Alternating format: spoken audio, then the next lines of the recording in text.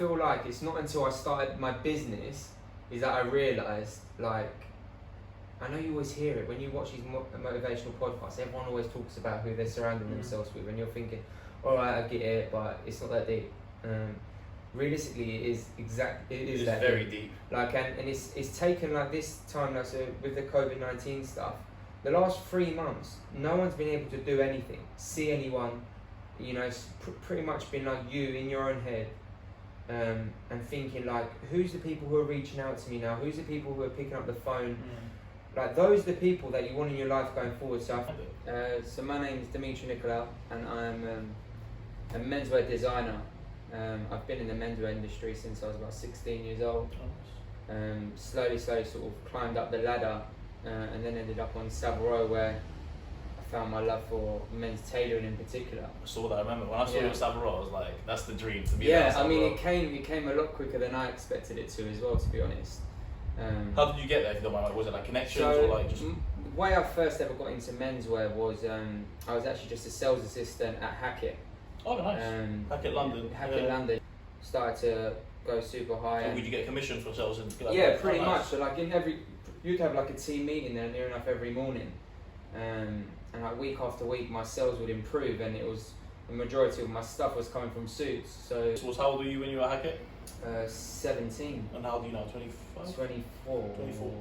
25. 25. This year's really I'm the same. I forgot about my birthday. I'm 26 and I hate it, man. Once you pass 25, you're like, shit, how old am I? Shit. So, okay, 24. So, Hackett at 17. Yeah. How long were you there for? Hackett, I was until 20, I was there. So I spent 3 years. A good amount of time there. At Hackett, I would say, is when I really sort of had to prove to myself that it was the right thing to be doing, because straight out of school, you know, I never wanted to go to university. Was my form teacher, like back in year 7, and like he picked up a liking to me all the way back then. And then throughout the whole school, he was always great to me. And then sixth form came about, and I told him that I didn't want to go to university, and then like things just changed from then. Like, you know, what did your parents want you to go to university?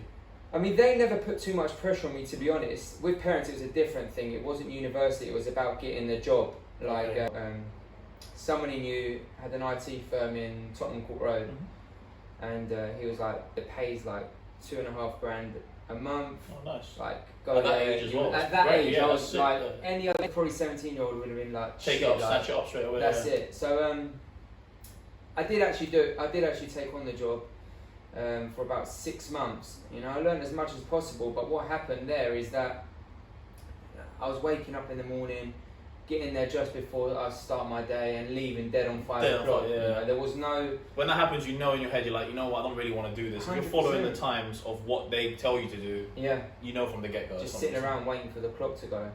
The guy who was in charge of me at the time, at the IT, at the IT firm, he pulled me for a chat, and I'll never forget him saying, he said, Dimitri, I can see, he goes, you're a lovely guy, everything we put in front of you, you'll do it, but he goes, you can see that my passion's not there.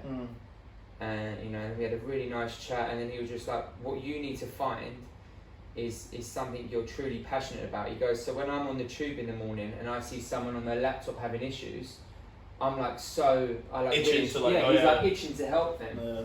And if I go on the train and I see someone in a bad fitting suit, it's gonna itch you. It itches me to tell you want to go there and adjust his trousers for him, more or less. It's actually mad. I think I've got the ages wrong.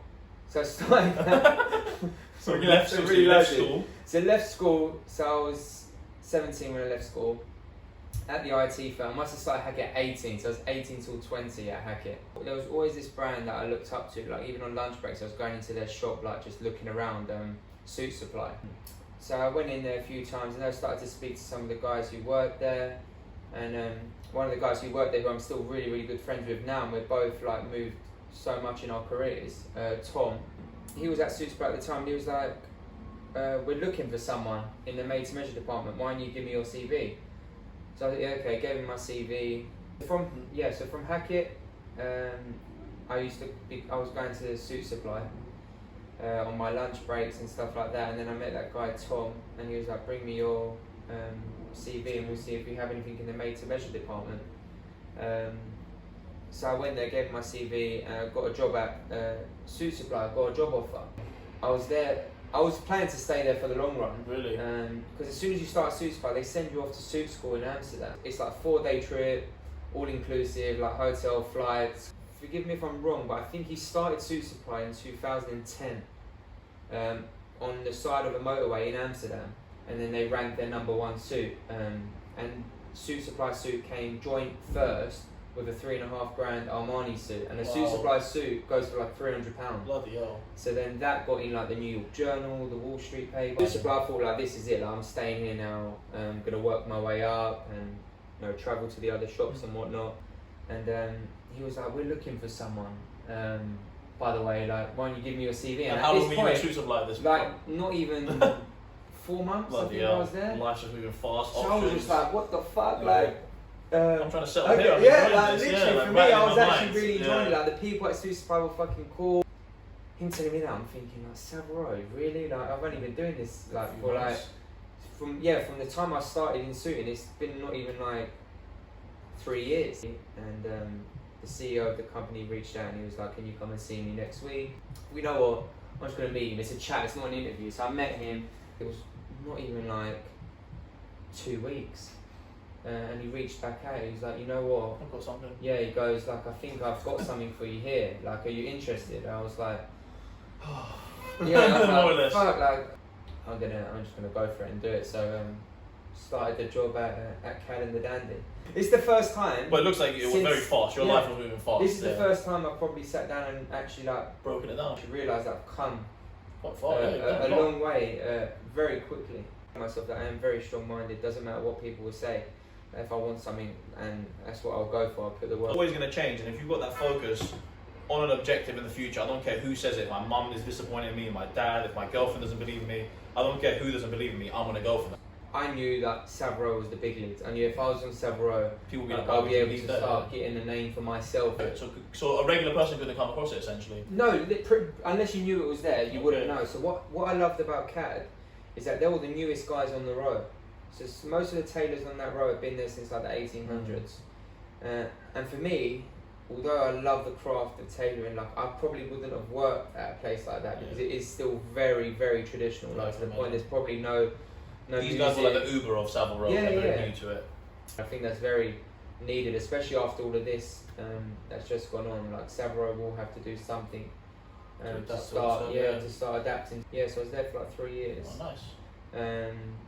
And that CAD, that like, again, I know I said it about Swiss, but I thought I was there for the long run. It was the same with CAD. I was like, I'm going to be here till at least I'm like... That's good though, in a way. You're going to businesses, you're not going there to be like, I'm here for a short term. You're there, I'm going to dedicate myself to this craft here, I'm going to give myself, and if anything does happen, it changes. My thing was just always just try and tackle what's in front of you now rather than think too much in the future. So, and they taught me so much. I'm so grateful for that place. But that's what just led me to meeting just these so many different people in terms of like the rich, like not just the average guy. Like you're talking like the mega multi-millionaire, like even billionaires. I dealt with. So I've flown out to New York and handled trips out there and seen clients out there. So I started to get a real feel for like how lucrative this sort of business is. Like you can make money and do what you love. Like, I was like, shit, like this is amazing. Pausing there, what's one thing you feel like working around billionaires and millionaires, what's one trait or kind of attribute you feel like you've picked up on or learned from rich people? You'll deal with the people who are probably like just hit success, you know, they've made their first million, 2 million, and the majority of them are assholes, to be completely honest, because a lot of them get that sort of hierarchy, like, okay, got it now, I've achieved what I've achieved now, I don't really have to treat you with respect anymore, just make my suit, make me look good, and that's it. But then you meet like the higher league millionaires, you know, the guys who have made so much money they're not even thinking about money anymore, and those are like clients that, you know, I love to be around.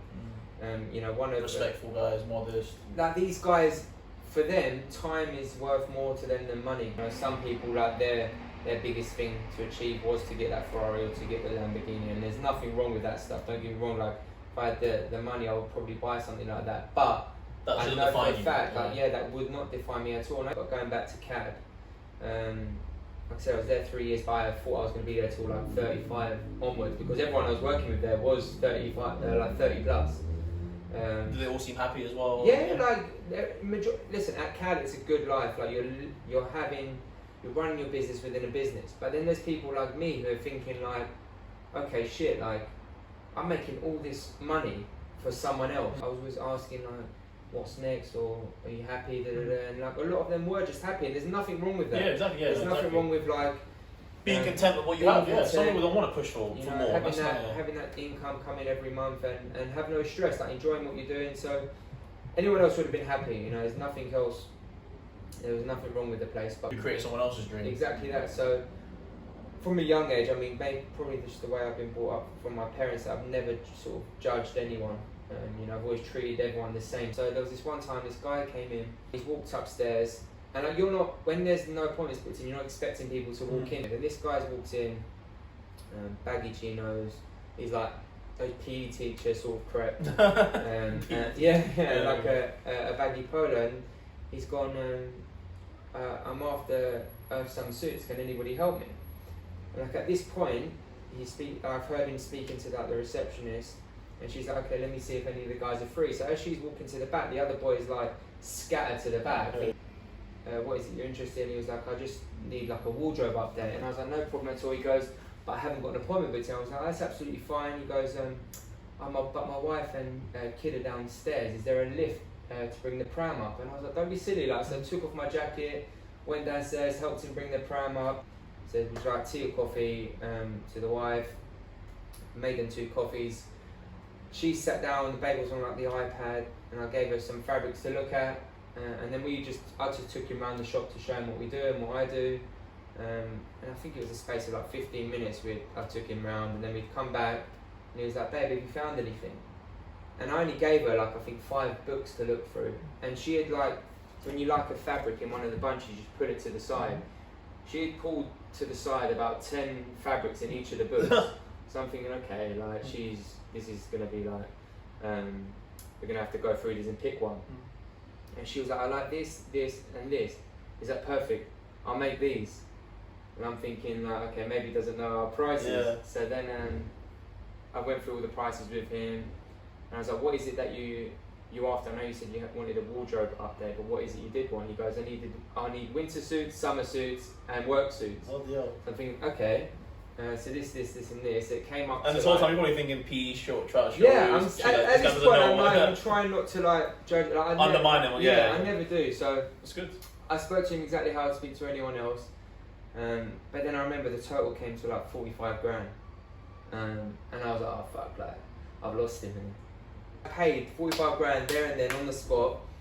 And I remember that day, I was like, fuck, like these guys are gonna give me like 5. So I was like, fucking hell, like this is crazy. Like I'm not gonna continue doing this. I need to like start out by myself. So I was like, I didn't make any rash decisions. You know, I really looked into it. I was like, is this something that I can do now? Am I too young? Have I got enough clients? I'm rushing it. Yeah, all this stuff. And you know what, like if it wasn't for like the social medias and the stuff like that, then I probably would have left it maybe another 5 years to like gain as much experience as I can. But while I was at CAD, I was also doing their social media, like to really try and build that for them. So I already knew how to handle that side of things as well, and I knew the power of social media, and was actually getting quite good business from it.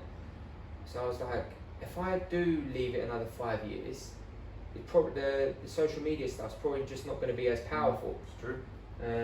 So I was like, had obviously the conversations with friends, family, my missus, and at that point you don't hear maybe what you want to hear.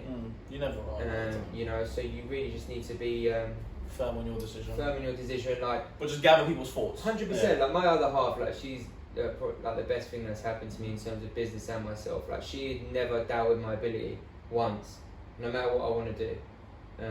You know, family is different. It's the hardest thing I think to deal with is family, because you know that's your family and you love your family.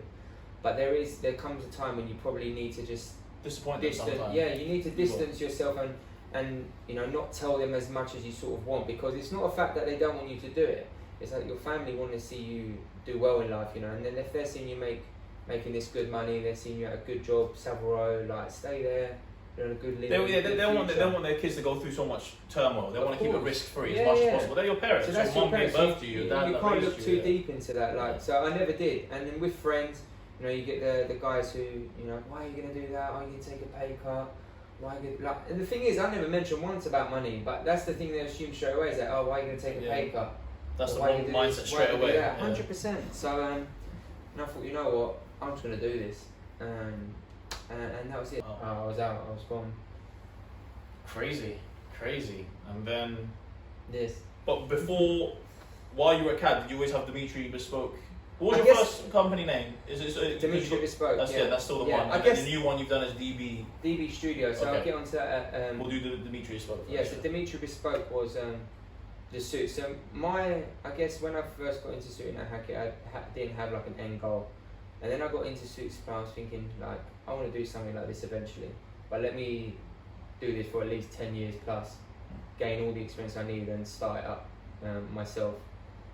So it's always been the end goal to have my own business. Like, even when I was a kid, it would be like, no matter what, I want to work for myself. I never want to work for someone else. Didn't know what I would be doing, but you knew but I wanted to be the main. Whereas when I got in suiting and when I went to suit supply, you know, I gained that love for suiting and just how it made you feel and everything about it. So I was like, that's the business I'm gonna do. So when I left CAD, I was like, I spent 6 months working out.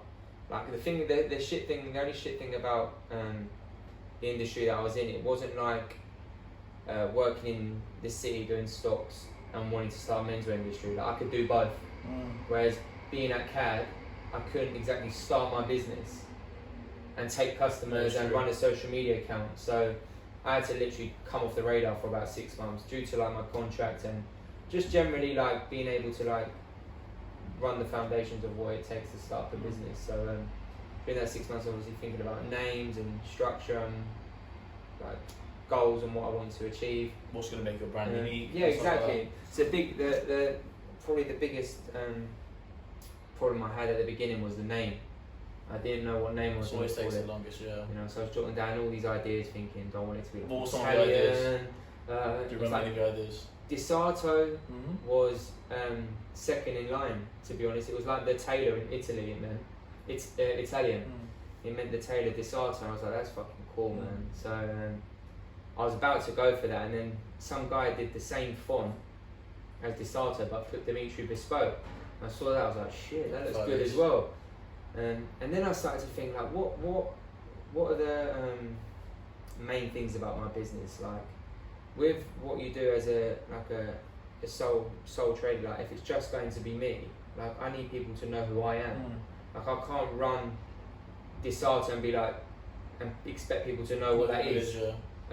Whereas like my old firm, you know, they're on Saville Row, they're suit supply, they have their brand already. So me, I thought, you know what? What's the best way of people getting to know me? So I thought, you know what, I'm gonna go for Dimitri Bespoke. Like I want to be able to be so proud of what I'm making, that when people leave, you know, they've got that label on the inside of the suit saying Dimitri Bespoke. You know, and it's you know, as cliche as it sounds, like it's a bit of me leaving the door. You know, so like that gives me that extra bit of pride, more pride to make something that I'm truly proud of and that someone's happy with. That makes sense. Let's take a quick before we were talking about, so we just got onto Dimitri Bespoke and how you got the name, and so from there, go on. So from there, I guess this is when the ball, like everything completely changed. Like you're a business owner now, you're trying to I'm a business owner, trying to make money, trying to start a brand, trying to make people know who I am, what I do. I would say the first year of owning a business was the most difficult year of my life, without a doubt. And how long have you been doing Dimitri Bespoke? It'll be 2 years in October. Yeah, so it's very recent. So you got to think that my first year, I just said, was my most difficult year I've ever had in my life, and the second year, this shit just happened. Well, so this is why I was really excited to talk to you today and just like let it out, and just I know that people shouldn't sugarcoat anything. My first year of business, I'd say was my toughest, because what you tend to do, no matter no matter how good your execution is or your business plan or anything like that, you can't help but watch what other people are doing in terms of other businesses in your industry. Something natural. So what I was doing when I first started, although I knew what I wanted my Instagram to look like, what I wanted my brand to be, I was still maybe looking at my past employee, was looking at other tailors, was looking at my competitors. And although it's good to do this at the beginning, so when you're starting out in a business, it's good to find out who your like top 3 competitors are and find out what they're doing good and what they're doing wrong. But then after a while, you can just focus on myself. Yeah, it's not until about 3 months in, I was thinking, shit, like, I'm competing with people who have been going for like 10 plus years. Like, what am I doing? Like, why am I trying to be anyone else? And me, myself personally, like, I went through school, especially when you're not talking about the normal stuff, and especially being a big dreamer like me, you do get a lot of doubters, and you have that sort of insecurity where you like feel like you need to fit in. You know, and you start changing the way you think to adjust with everyone else. 100%, and there's no doubt, like from probably like 17 to about maybe 20, like I'm talking like late teens, like I really struggled with that and feeling like I had to impress other people, or like through social media, through what I was doing, or like had to do stuff for other people. And like what you realise is that when you're doing that sort of shit, and when you feel like you're doing stuff to make other people happy, you're probably the most unhappiest person yourself. Exactly.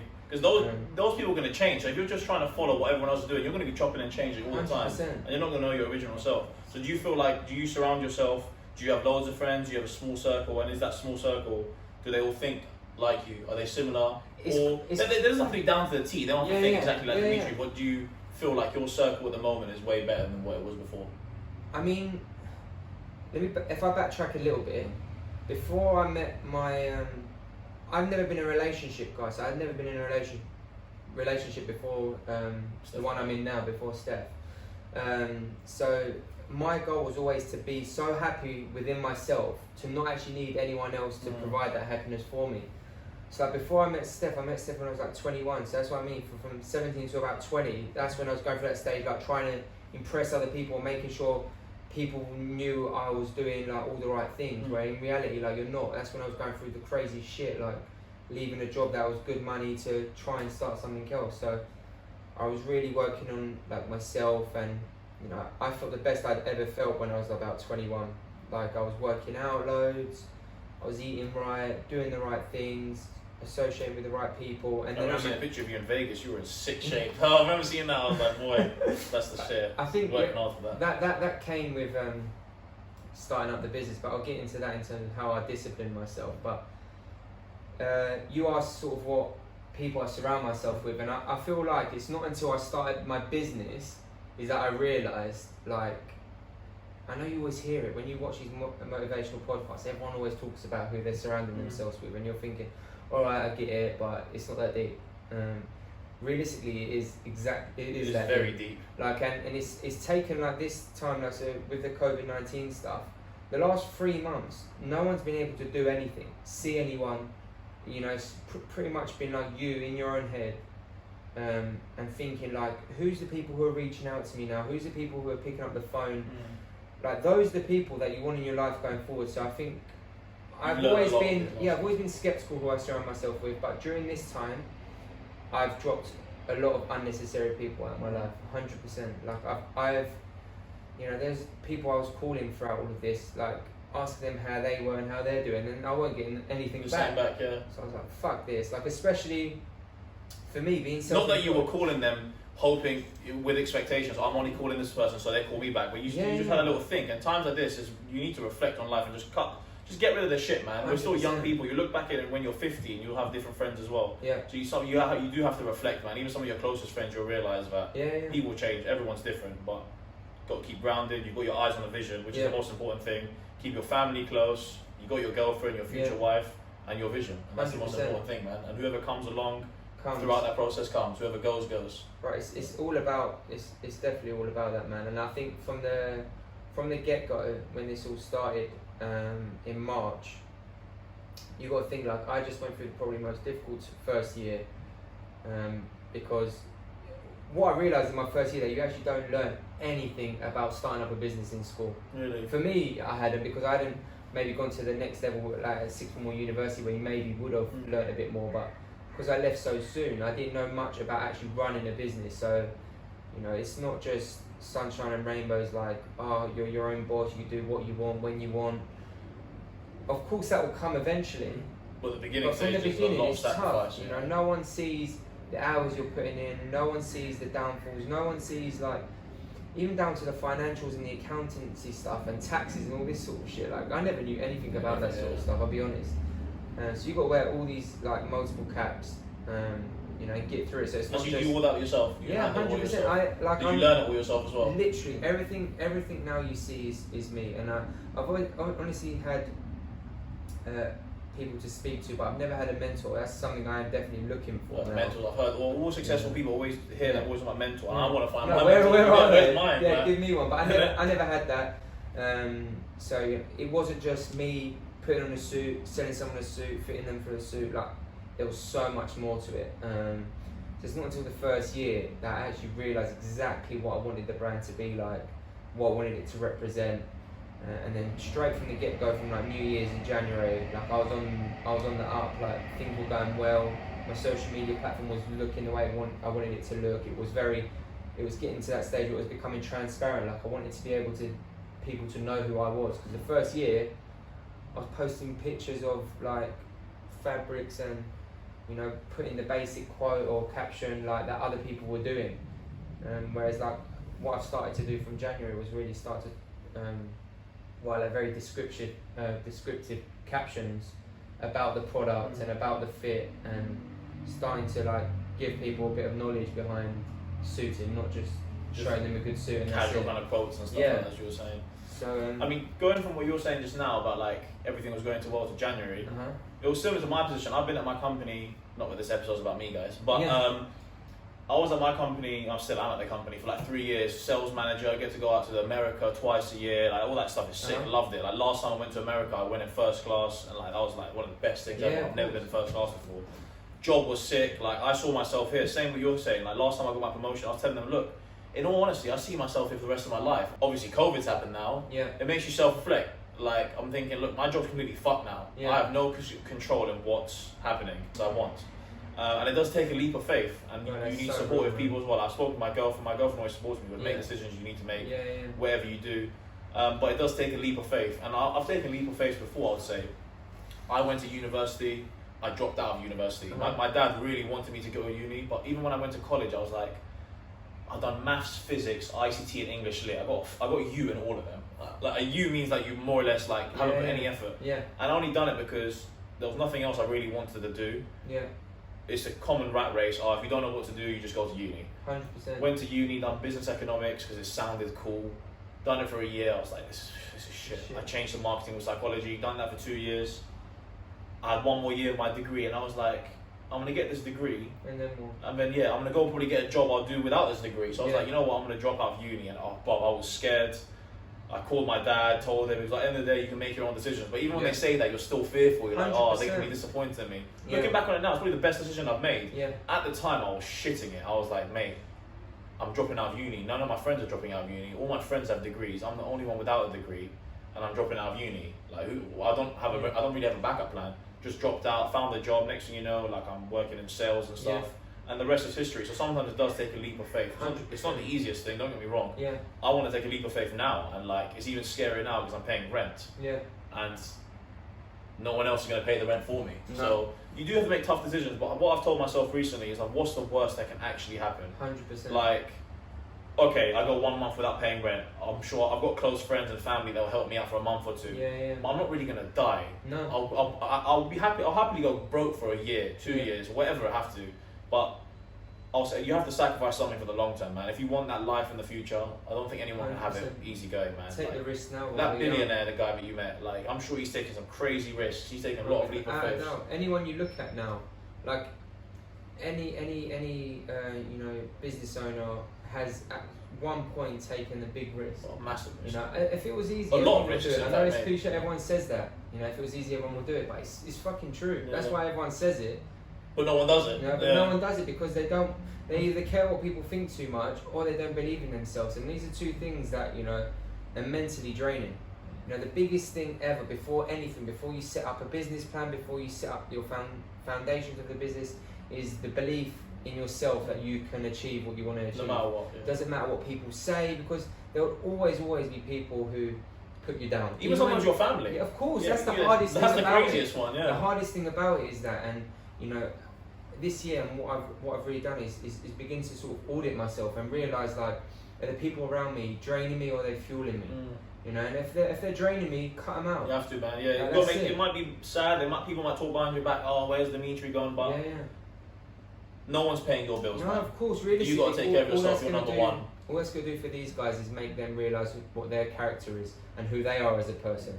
Because I always feel like people who have the most to say are the ones suffering with the most insecurity, 100%. And the people who are put doubt on your dreams are the ones who wish they could pursue what they want to do. It's true, man. You know, so as much as, you know, I want everyone to do well. Don't get me wrong, and I think that's the best mindset to be in, is that, you know, if you see someone in the nice car, you see someone in a nice house, be happy for them, not be like, happy for them. Maybe ask them what they done to get there. Yeah. Instead of saying like, oh fuck him, look at him, he's a show off, that's dad's money, or oh look at him, he doesn't need that house. Like, be a nice person. I think that's what I've realised in gets you further in life. Gets you further. Holding hate in your heart gets you nowhere. You know, I met the richest people, like I said, and they tend to be the nicest guys.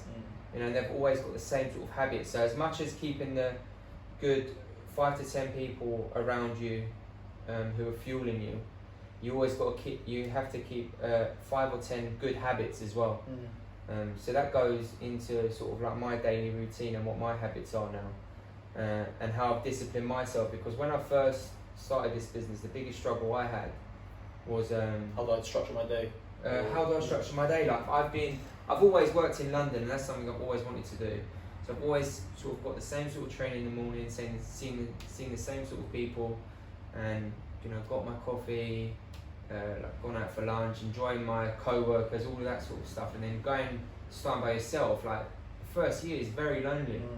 You know, you've got your other half, you've got your friends around you, but realistically, like day to day, you're by yourself, trying to grind out what needs to be done. Man, so in your head, you're just that conversation in your head all the time. And you have to be a decision maker. So like that's one thing I'm trying to work on, is like, I'm very indecisive, so I'm trying to be a little bit more decisive, because you do need to be like that in business. Crunch times. So another thing as well I've been thinking about recently as well, of why I just even started to decide to do this podcast. I mean, this video podcast is not making me any money right now, and it was just more something like, if you don't start now, when are you going to start doing something? This is not going to be my final product. If you look at all business owners, they never started with one idea and it popped straight away. No, I'm going to use a very extreme example. Mark Zuckerberg, Facebook. Facebook wasn't his first idea. People think, oh, he just done an idea in his bedroom, billionaire.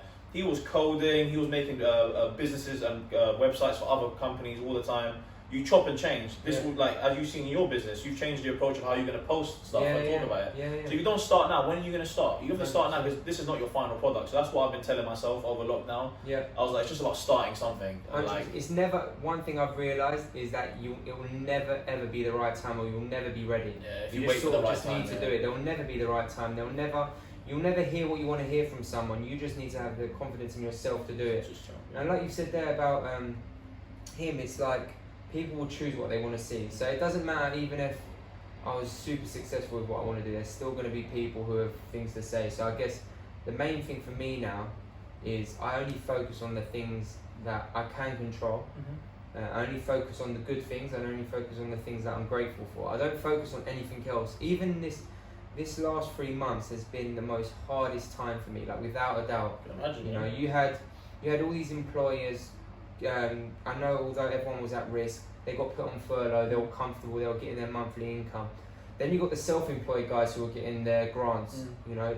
But there was all these the small print that people didn't see, is that you had to have a business running for 3 years to be able to get to get a grant. So where are you? So I literally got no help from none of the schemes. Like, none of the government schemes helped me out. And during times of that, you could start doubting yourself. Like, you know what? Maybe I should just stop this. The easy thing for me to do at that point was to quit. Was to get a job, and like, everything just stopped. From January, February, I was en route to have my best year.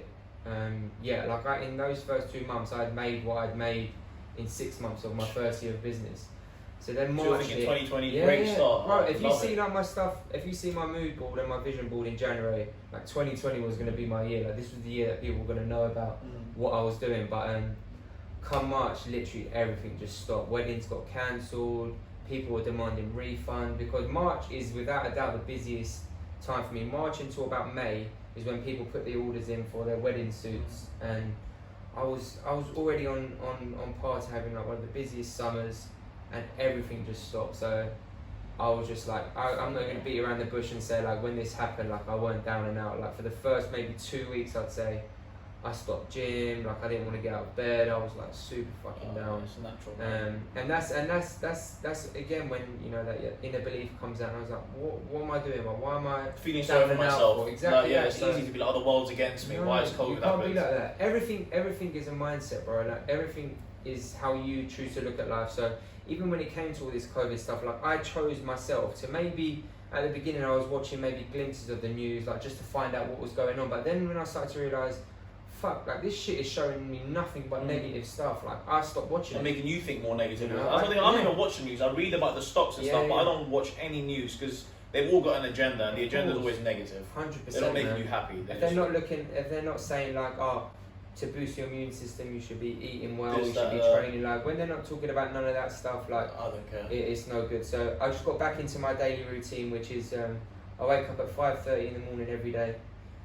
Weekends. And weekends, Saturdays, I wake up about 8. I'll do the same sort of routine. Sundays, my day off. But Monday to Friday, this sort of early hour start happened to me when I wanted to have some discipline when I started my business. And all these podcasts and all these business owners and books I was reading, everyone sort of had this thing where they was waking up at like 5 a.m. to like start their day right. Whereas even if they were working out or whatever meditating or anything they were doing, they were getting up that early and starting their day. So I thought, you know, if everyone's doing it and they're like reaping the benefits from it, then I'm going to do it. So for the first year, like I was waking up 5:30 in the gym by 6.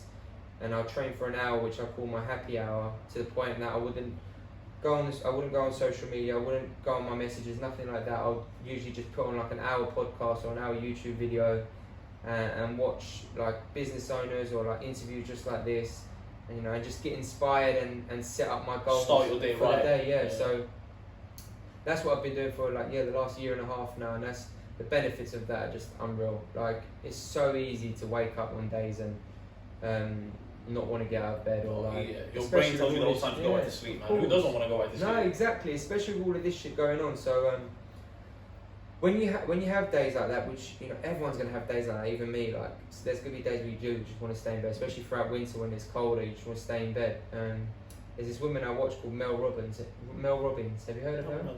She's got this thing called like the 5-second rule, and she uses it in every aspect. That reminds you of school when something drops on the floor. Yeah, literally like that. But it's crazy because I thought at first like, what is that about? And then now she's known for it globally. But it's basically like you give yourself 5 seconds to make a decision. Or for instance, in my case, and what she does, like if you do get that time where you're in your head, you're telling yourself like you want to stay in bed and not get out of bed, you count down from 5 and just fucking get up. Just get up. Like don't even think about it. Because I've heard some things.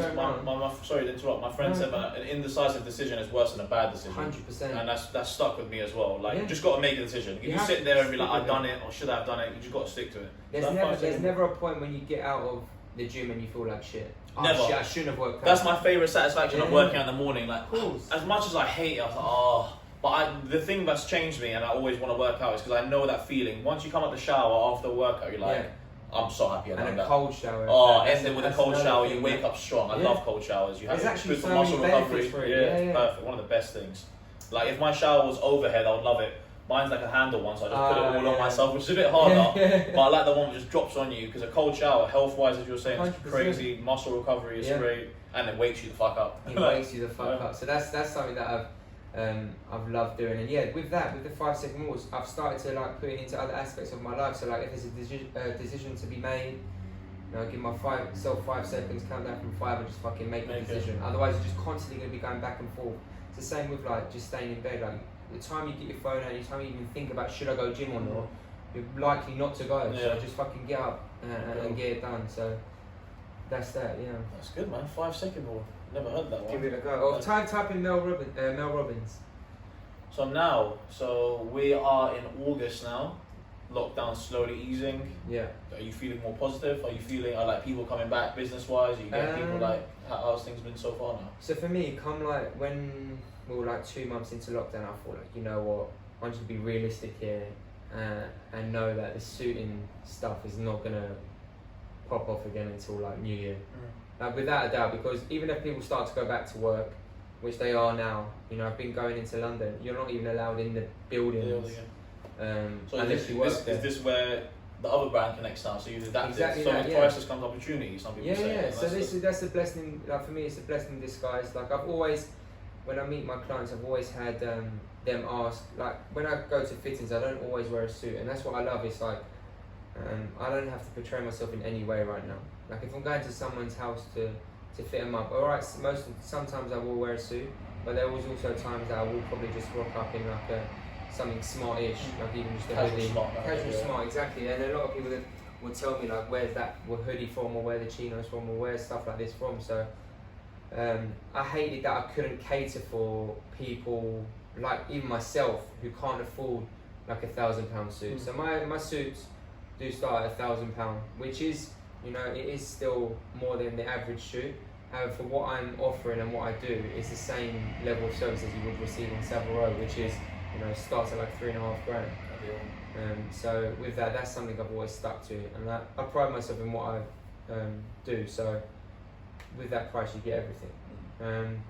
But yeah, this opportunity came, and I was thinking to myself, how can I offer like this, like other services through Dimitri Bespoke? And I thought, you know what, like, do I really want to be able to sell like £100 trousers on Dimitri Bespoke, or is that just going to undermine my suits?